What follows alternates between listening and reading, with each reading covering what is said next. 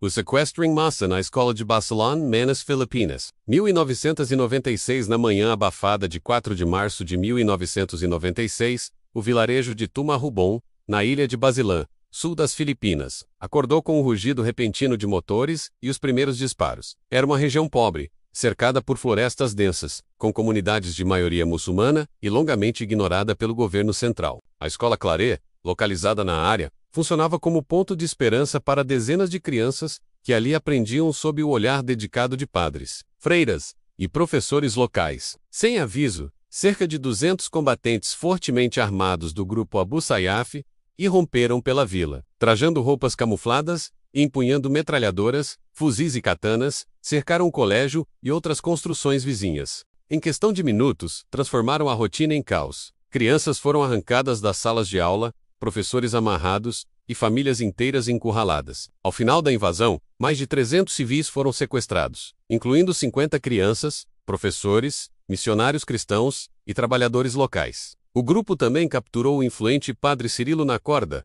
figura carismática da região. Os reféns foram forçados a marchar mata adentro, sob gritos, empurrões e o terror constante de execução. A caminhada pela selva era brutal.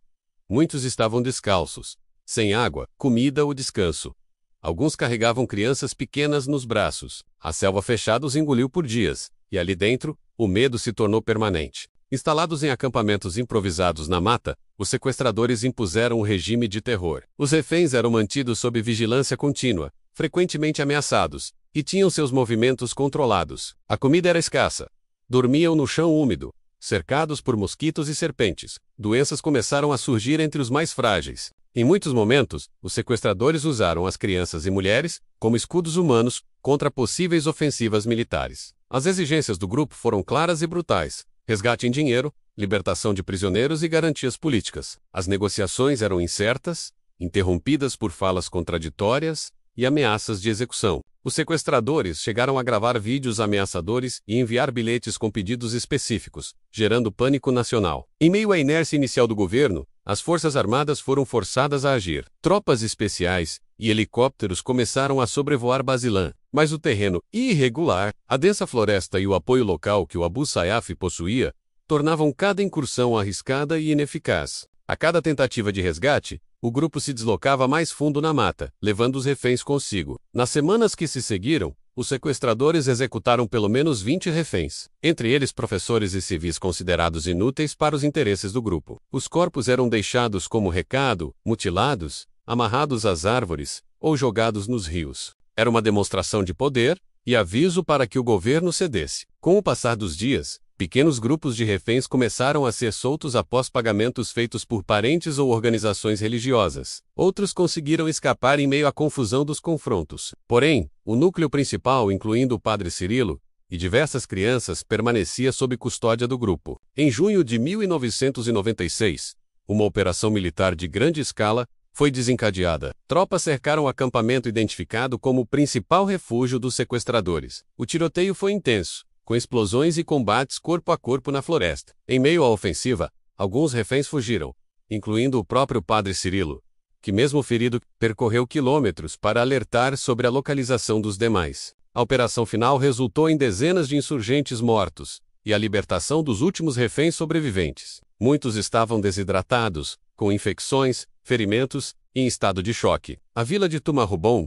antes uma comunidade pacata, agora era símbolo de luto e trauma. Consequence: o sequestro de 1996, em Basilan, ficou registrado como o maior sequestro em massa da história moderna, envolvendo civis escolares.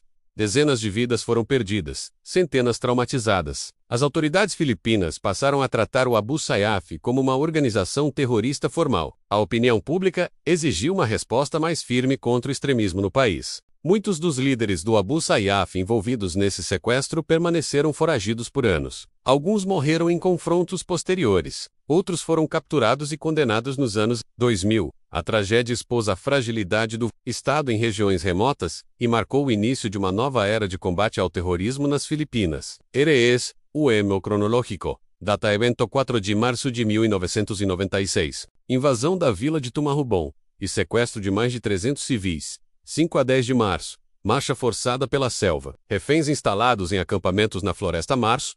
menos maio de 1996 mortes de reféns, exigências, tentativas fracassadas de negociação maio de 1996, início de resgates parciais e fugas de alguns reféns, junho de 1996, ofensiva militar final, libertação dos últimos reféns após intenso combate. O sequestro de Basilã não foi apenas um ato de violência. Foi uma demonstração de como o abandono estatal, o extremismo religioso e a exploração de civis inocentes podem convergir para um dos episódios mais trágicos da história moderna. As marcas desse dia ainda ecoam nas memórias dos que sobreviveram menos e nos registros sombrios da humanidade. Olá, agradecemos a sua visita. Estamos batalhando para chegar aos 2.000 inscritos.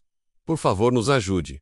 Inscreva-se para não perder histórias reais. Lendas urbanas, crimes e curiosidades, aconteceu virou manchete.